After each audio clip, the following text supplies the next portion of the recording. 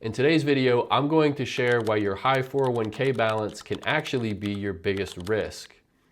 After almost 15 years as a financial planner, I've seen countless people fall into a trap that forces them to withdraw or deplete their savings in a way that they didn't ideally want to. And truthfully, this can be easily avoided with the right strategies in place and with some intentional planning.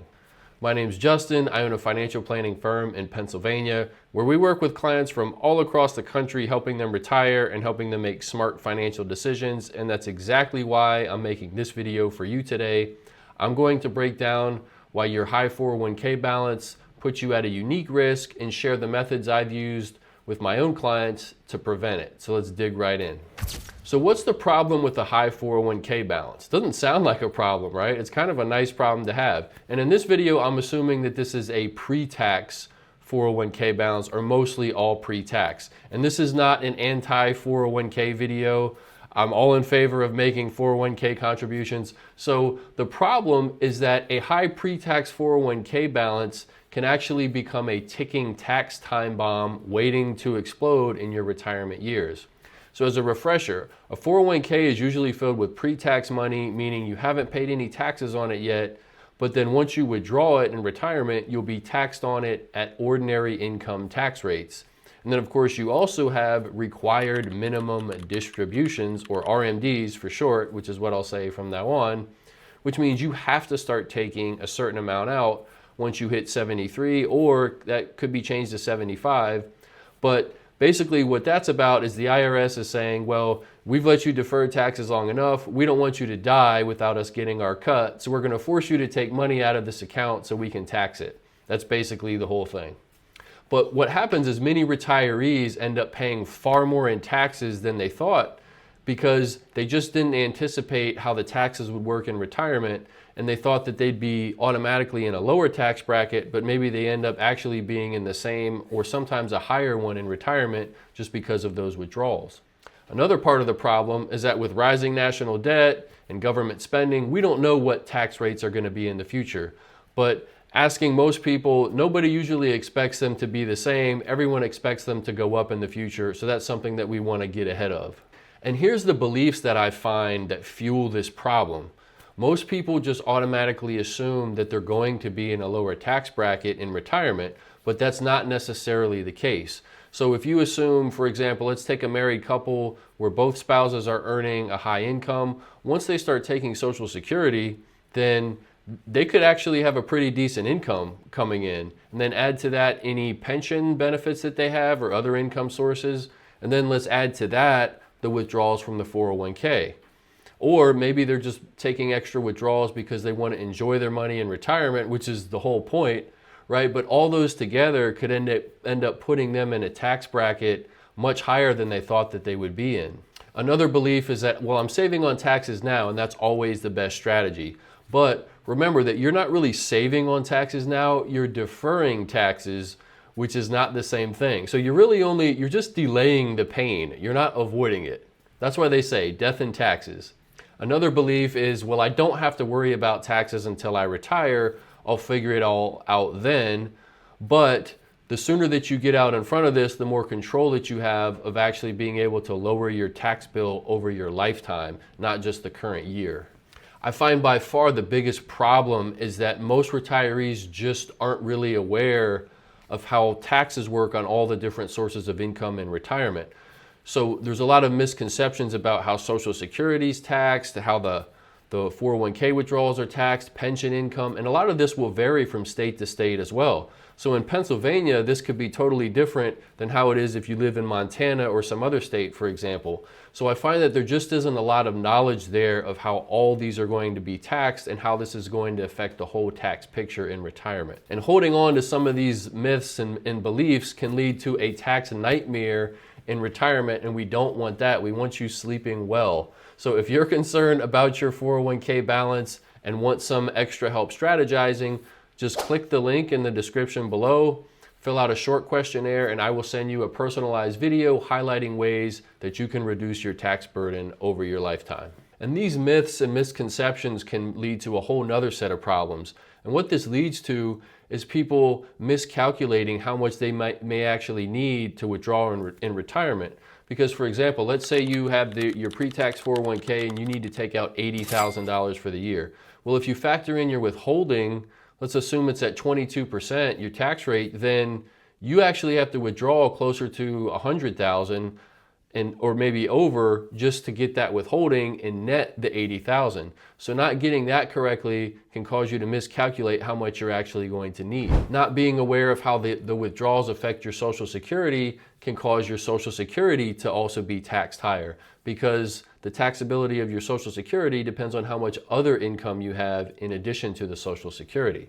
Also, keep in mind that the Medicare Part B premiums can go much higher because that's all based on income as well. So taking too much from that 401k can cause those Medicare Part B premiums to go much, much higher. And then your heirs could also be left with a massive tax burden, forcing them to withdraw at much, much higher tax rates than they had realized. Because with the new rules from Secure Act 2.0 is if your children, for example, inherit your 401k, in most cases, they have to liquidate or empty that account out within a 10-year period. There's no law that says they have to spend it, but they have to take it out of the pre-tax 401k and be taxed on it. So that could create a big tax bomb for them as well. So I find that most retirees will kind of blindly just defer their taxes, assuming that the 401k will secure their retirement, but the key is using various strategies to reduce future taxes to maximize your retirement savings and then minimize your tax burden over your lifetime. So here's a better way to look at it and how to plan for retirement instead of just automatically throwing everything into pre-tax 401k. So number one, you could consider putting money into Roth 401k if your plan allows it. And I find that nowadays most plans do. So they usually have a Roth 401k option. So a lot of times I'll like to see people intentionally put some of that money, some of those contributions on the Roth side.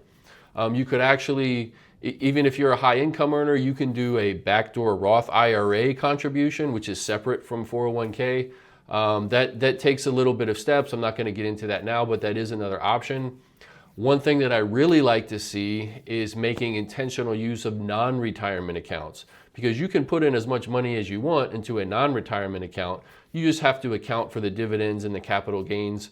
But why I really like those is because the taxes there can be more or less controlled if you plan it out correctly. So you might be able to capture a 15% capital gains rate or even a 0% capital gains rate in retirement. And I find that those non-retirement accounts can come in handy in a big way, especially if you're looking to retire early. Another thing that you can do is, of course, proactive income planning and measuring and trying to get a good read on how much income that you want to withdraw and take every year so you can get a good expectation of how much taxes you'll owe, and intentionally trying to stay out of those traps of your Medicare Part B premium going up or even making your Social Security too taxable. And the point with all these strategies is we're always looking for ways to minimize your tax impact over your lifetime, not just in the current year. And that's what I see and what I get probably the biggest complaint of when I start working with people. They might tell me that they have a good CPA or tax preparer, but that they're so busy with preparing hundreds of returns that they really only have time to kind of just look at the current year with tunnel vision and say, well, if you're a high income earner, so just throw everything into pre-tax 401k, which there's nothing wrong with that, but we want to look at trying to minimize your tax impact over your entire life, not just for that 1 year. So now that you know how you should actually look at your 401k maybe a little bit differently, I can show you how I helped a client reduce their tax burden before it turned into a tax time bomb. And this way you can apply some of these strategies to your own plan if it helps you. And we're going to talk about Heather and Andy. And Heather and Andy were really good savers. They've done a great job of maximizing their 401ks, but they were of the impression that all they really had to worry about was just saving 15 to 25% or more of their annual gross income for retirement, and that's pretty much all that they needed to do, and everything else would just kind of work itself out. And they were also really busy too, so they didn't have a lot of time to really dig into a lot of this. And once we started working together and talking, we were able to look at this and say, hey, it's fantastic that you're saving so much. You have that part covered. That's step one. Then we go to the next level and see, okay, now how can we optimize everything you're saving, save you as much as we can on taxes and set up retirement so the withdrawal part is easy and efficient. So you have that one step to get over, and then we just go to that next step, right? There's levels to this game, right? And that's what we were trying to do with Heather and Andy and get them to that next level. So here's what their assets looked like. We have their 401ks, mortgage that'd be paid off in the near future, their income. Heather had a good salary between them. They both had great salaries and good high income. We're going to estimate their Social Security off of that. Heather's maxing out the 401k. Andy's doing about 15%. And they had extra income. Again, they were great savers. So extra income was just building up in checking account, money market. They weren't really doing a whole lot with that because they were just focused on that they had to contribute to 401ks. And if you did that, that was just all that you really needed to do. But here's the issue that I found, and this is what I was looking at. So if we go to, let's look at how the assets would build. If we added up their assets, what they're saving every year, they're saving a lot between them. Employer match. And then we're just going to project returns from starting with S&P 500 returns from the year 2000. And here's where I have to throw out the disclaimer time and say, this is all hypothetical. Past performance do not guarantee future results. I don't know what investment returns are going to be in the future, but I'm just going to run past returns based off of the S&P 500 so you can see how the sequence plays out. This is more realistic to me than just running a linear flat return or something like that. So even with a bad 10 years, with how much they're saving, by the time they hit around 62, 63, which is where they were projected to retire, they could have saved somewhere around 2.5, 2.8 million, somewhere in that mark. But the issue was that all that would be pre-tax money. And as they start making withdrawals in retirement, we have them taking out about 130, 150, something like that, until Social Security comes on at 67. Of course, there's all kinds of different scenarios. Maybe they delay Social Security till 70. Andy had a pension as well that he could take at any time in between here. But here's the issue. Once they hit required RMD, minimum distribution age, they have to take out a huge chunk. 215, it jumps up to 236,000. It just keeps getting bigger from there. So they weren't aware of that, number one, and we wanted to make sure that they had as much flexibility in retirement as possible. And I've said in another video, we don't want to let the tax tail wag the whole financial plan dog, right? We want to keep the main thing, which is you getting to enjoy your money. But we don't want people to be forced to take these large withdrawals and have to pay taxes on them if we can avoid it. So here's what we did for Heather and Andy to kind of restructure this a little bit. So we can look at this by their accounts, the projected returns. So we had them start putting money where it says taxable. We had them start putting some money into a non-retirement investment account in addition to their 401ks, and instead of having that money just sit in money market. And that could start building up. Here we can see it building up to somewhere around 450,000 or so by retirement. And this gives them a lot of more flexibility, especially if they wanted to retire early, which is something that we were talking about too, because they're a very good candidate for early retirement. So that could come in handy. And especially with that non-retirement account, we can more or less control those taxes and have them have either a 15% or maybe a 0% capital gains rate, just depending on how things play out with their income. We also had them start putting some money towards Roth 401k as well. So then instead of this entire balance around 62, where it's 2 million or 2.4 million, instead of that all being pre-tax 401k, now a good chunk of it can end up being Roth 401k and tax-free. And then remember, Roth 401ks and Roth IRAs now do not have to have any RMDs. So that gives them more flexibility there as well. And then in this screen, we can see their income, growing until they actually retire. And then Andy could take his pension at any time in here. But these years here are really good years where we could end up doing some Roth conversions for them too, where we can take some of that pre-tax 401k money, convert it into Roth, pay the taxes, and then it can build later on. And an example of what that could look like is we just have them doing, in this projection, we're just showing Roth conversions up into the top of the 24% tax bracket, just for these years where they didn't have other income coming in.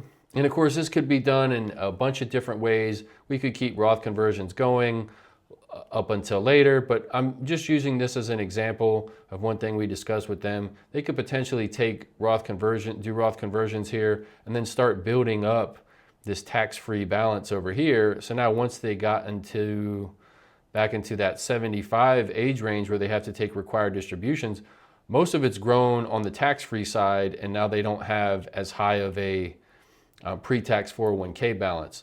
So that's another thing that they could do. So doing a mix of those things gives them a lot more flexibility. Now they actually have 3 buckets instead of just a pre-tax. They have non-retirement account, they have Roth, and they also have the pre-tax. So they have a mix of all 3 of those. So they have a lot more flexibility for withdrawals and retirement, and a lot more ability to tailor the tax picture and have more control over it. And just looking at the summary of the strategy page, we can play around a lot with this too, but if we fill up the bracket to the 24% bracket and we just do conversions starting at Andy's retirement for a few years, this ends up with somewhere around $802,000 less taxes paid and about $2 million less withdrawals from the tax deferred accounts.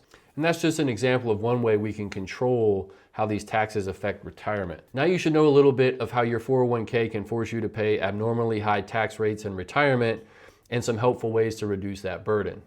However, it's important to understand that implementing these strategies only really works if you have a complete picture of your retirement. If you start blindly making changes, then you could actually be exposing yourself to more taxes and more risk.